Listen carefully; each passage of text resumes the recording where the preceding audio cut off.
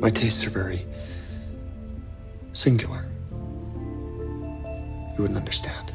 Welcome to Watch Mojo, and today we're counting down our picks for the top 10 movies you can't watch in public. That stuff is not healthy. What do you mean it's not healthy? How do you know? Oh my god, please!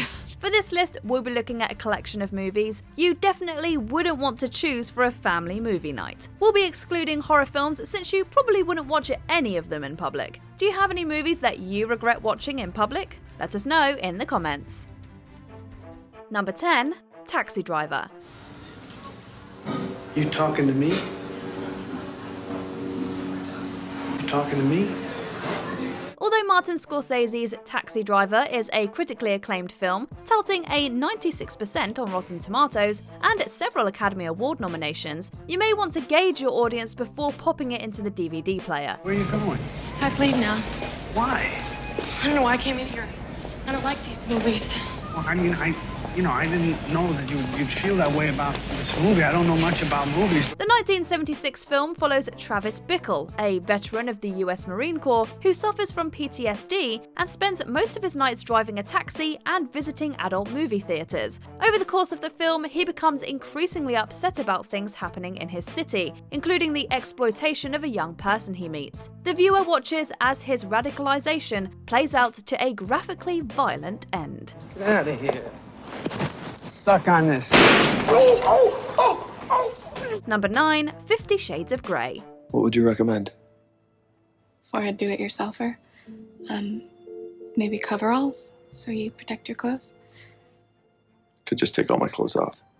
This film is infamously based on Twilight fanfiction, but it's considerably more R-rated than the supernatural teen romance it was inspired by. 50 Shades of Grey and its subsequent sequels tell the story of Anastasia Steele and Christian Grey, two very different people who become involved in a complicated romantic relationship. In the first film, Anastasia meets Christian, a billionaire businessman, while interviewing him for her college's newspaper. After this encounter, Christian begins to pursue her, visiting her at work and taking her on a coffee date before giving her the opportunity to see his adult playroom. It's just beyond this door. What is? My playroom. Like your Xbox and stuff? While there, he introduces her to his world and presents her with a non-disclosure agreement for further meetings, none of which you'd want to be caught watching. Leather cuffs, handcuffs. Please lose tape. And, what's other? Number 8, Trainspotting. Choose life, choose a job, choose a career, choose a family.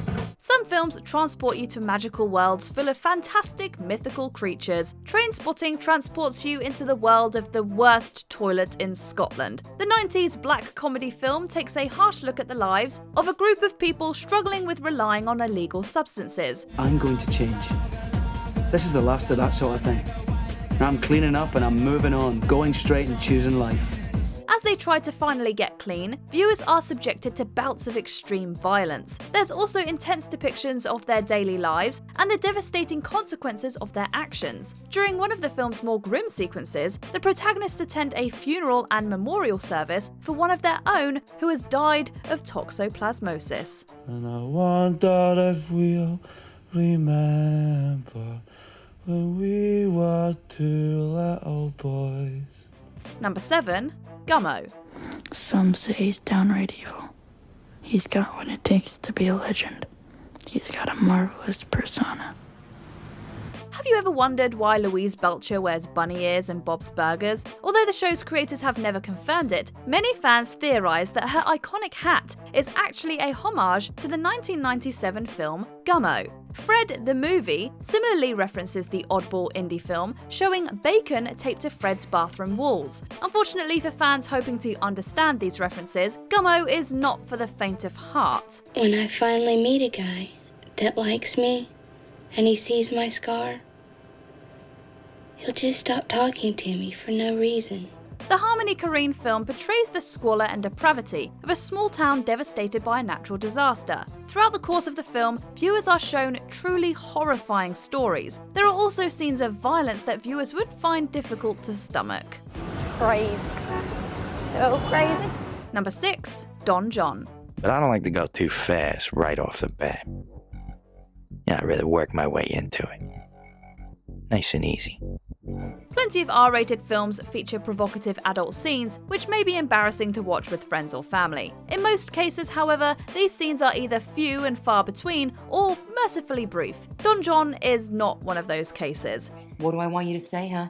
How about, I'm sorry, I've been lying to you since the first day that we started dating, huh? How about that? The film, which served as the directorial debut of actor Joseph Gordon-Levitt, gives viewers a glimpse into the life of a modern Don Juan by the name of John Martello. Unlike the Don Juan of yore, Gordon-Levitt's John has some trouble getting the women he dates to stick around. Not because of his looks or personality, but because of his all-consuming addiction to adult films. No, I just wanted to tell You're you. not capable of a relationship, John.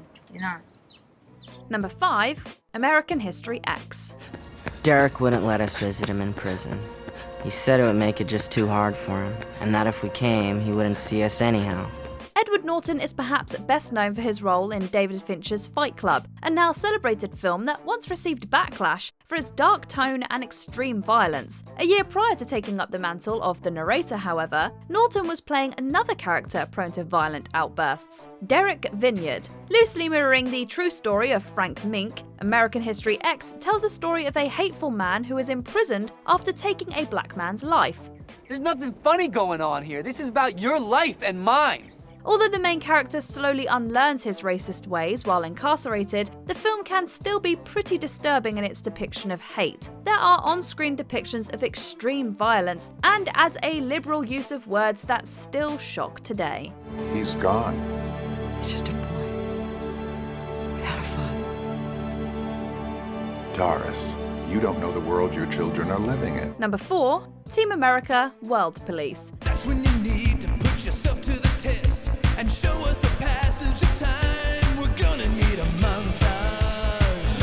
Ooh, it takes a montage.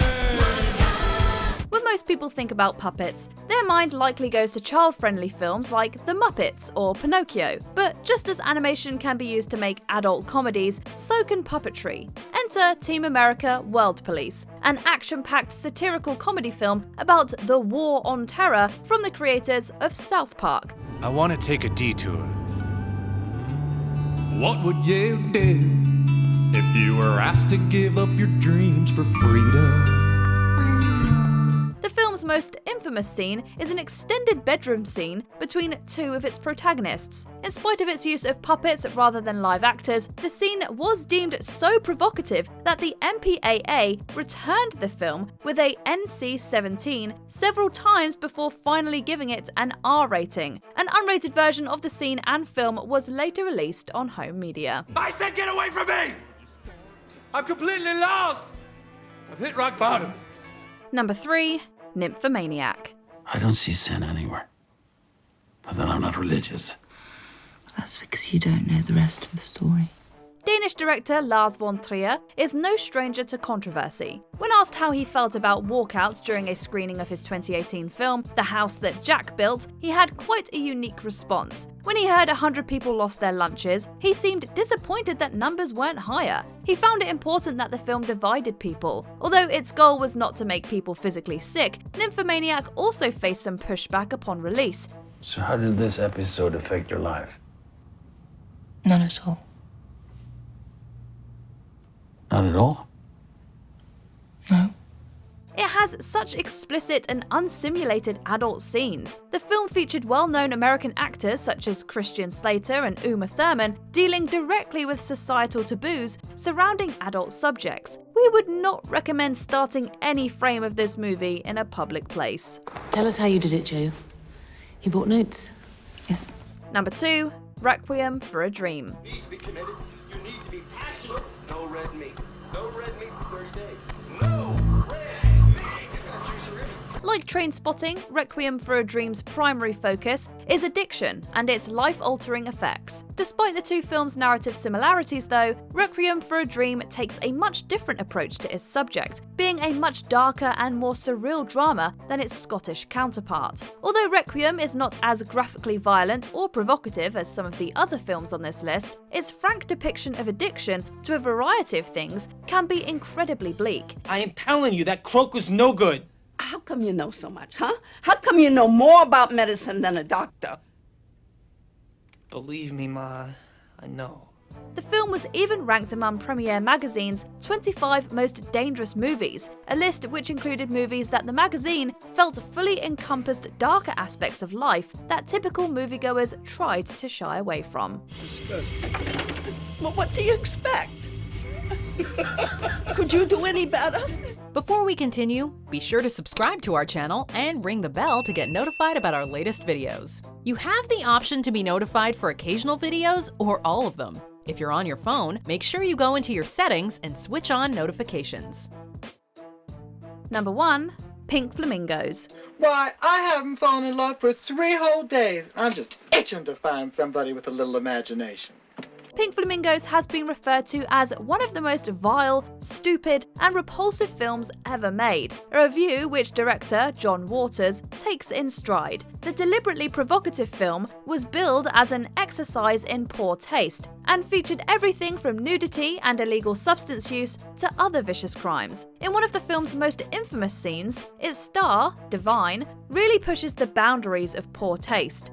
You are no longer the filthiest person alive. We are. Outside, the filthiest people alive. Unfortunately, the film is not solely made up of campy, harmless fun. If anyone catches you watching this controversial movie in public, they're likely to have a few questions. The first query will definitely be why you just didn't wait to watch this wild film until you were behind closed doors. You just must have been wrong in your assumptions, weren't you? I mean, surely you've heard the expression, don't count your chickens? Well, apply it. Do you agree with our picks? Check out this other recent clip from WatchMojo. And be sure to subscribe and ring the bell to be notified about our latest videos.